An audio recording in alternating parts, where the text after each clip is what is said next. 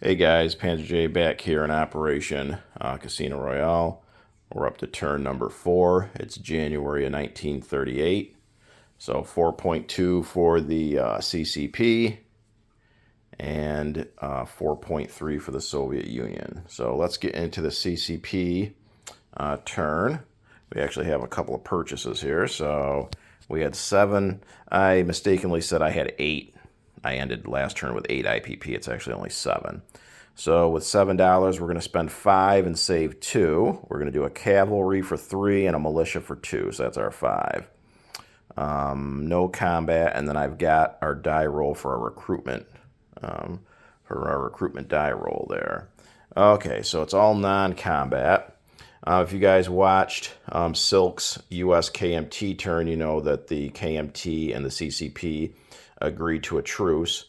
So that's why, for instance, we've got 4 KMT infantry sharing the Singhai land zone with a CCP there.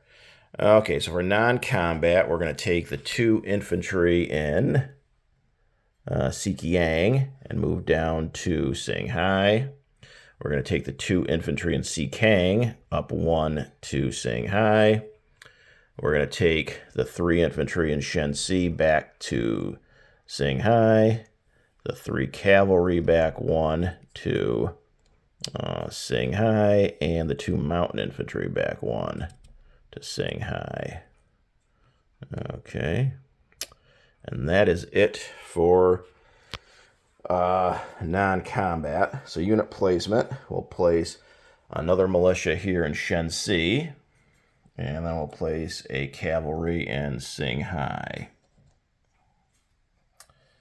Okay, so how about our recruitment roll? We have 4 territories, so we need a 4 or less. 6, of course, misses. Okay, so that is it for the CCP. They are sitting at 2 on the production, on the IPP chart, and they save 2, so they'll have $4 to spend next turn. Okay, unit disposition real quick. In Shensi, we have 3 militia. There's a militia each in Sikiyang and Singkang. And then in Singhai, you've got the 4 KMT infantry. And then for the CCP, we've got 2 militia, 2 mountain infantry, 7 infantry, and 4 cavalry. Okay, so on to the Soviet Union. Turn 4.3. We've got $20 to spend, and I'm spending, I think, all but $1. So this might be a mistake. I know most Soviet Union players hold on to all their money or most of it for the big buy when they're at war with a major power, and infantry class units are $1 less. But we still got time to save up, and I don't know. We're just going to try something a little different here than most games, I suppose. Probably blow up in my face, but we'll see. Regardless, we had 20 to spend. We're going to do 2 infantry upgrades to motorize for $1 each. That's 2. 3 cavalry for 9. That's 11. We're going to build a railroad connecting eastern Kazakhstan with Sinkiang for 4. So that's 15. And then we're going to lend lease the KMT a AAA for 4.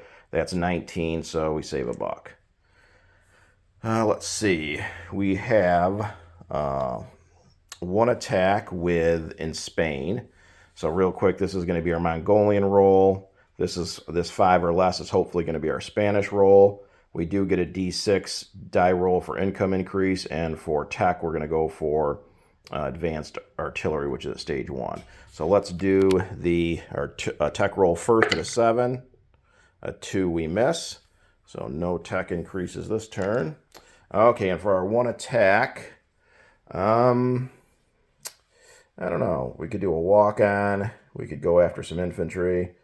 In Catalonia, there's 1 infantry. There's a couple of guys here in Western Andalusia. Now, if I took Western Andalusia, I would definitely, without a loss, I would definitely send Pete right over the edge there. So if you watched Global War 36 enthusiasts German turn, and we love Pete to death, he liked to highlight all my luck, but the master of psychological warfare that he is, he forgot to mention the, at the time, 0 for 3 recruitment for both the CCP and 0 for 3 recruitment for Mongolia. So it hasn't all been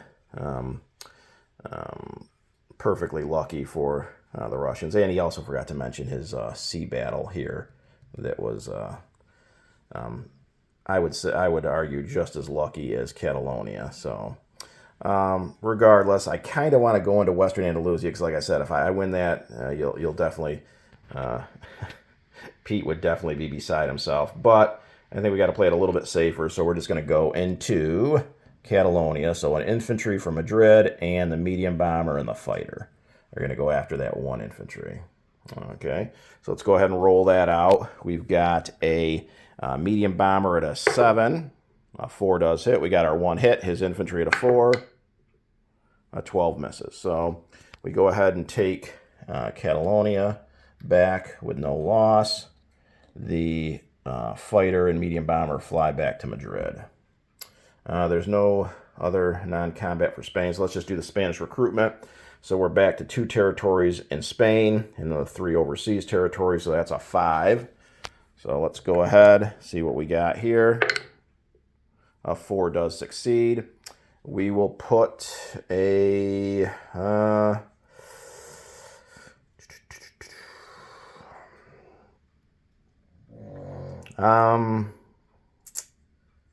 I guess we'll put an infantry in Madrid.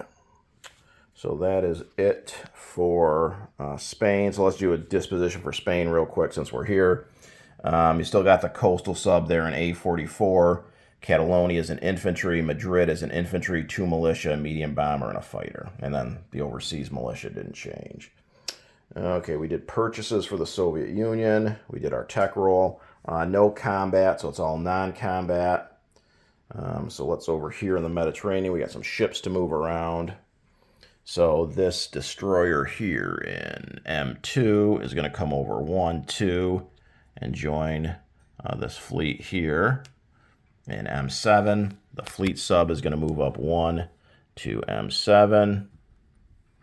The torpedo boat destroyer over here is going to go 1, 2 to M8. I think we're good over there. How about in Russia itself? We're going to take this infantry in Tula-Lipetsk up to Urel-Kursk. We're going to take 2 light armor in Karelia. Are going to move up 1 to Kola. 2 of the 3 cavalry in Kola. Do we want to do that or not?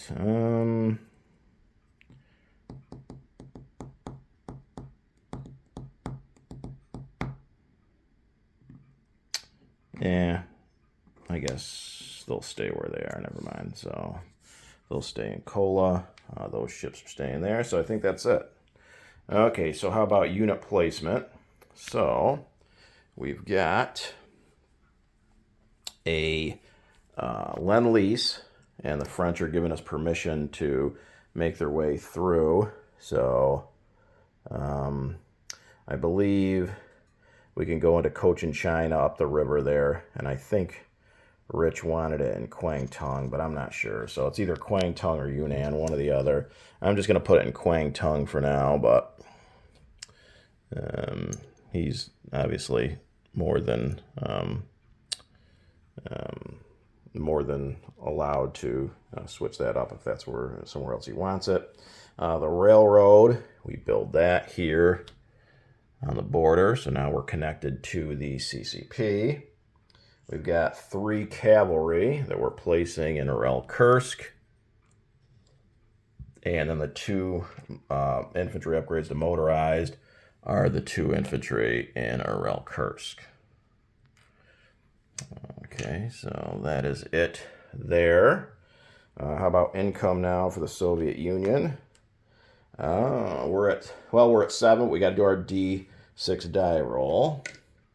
Okay, so we saved $1, so we do have that. So let's go ahead and do our D6 die roll. A 4, so we jump from 7 to 11. So not too bad. Slowly making our way up there. Okay, so we're at 11 and we saved $1. So that'll give us $12 to spend next turn. Okay, oh, Mongolian recruitment roll. So let's see if we can go 0 for 4 in Mongolia as well. Oh, and of course we do. So, yeah. So when they want to remind you about luck, remind them of my 0 for 8 with the CCP in Mongolia for recruitment rolls. Okay, so the Soviet Union, how about a unit disposition here? Just a couple of things changed. In M7, we've got a heavy cruiser, 3 destroyers, 2 fleet submarines, and a coastal sub. In Royale Kursk, we are now up to 9 motorized infantry, along with 3 cavalry. And then in Kola, we've got 3 cavalry, 2 light armor, and an infantry. So I believe that's it. And then for income, we're sitting at $12 next turn for the Soviet Union. Turning things over now to Boston Bruce in Japan.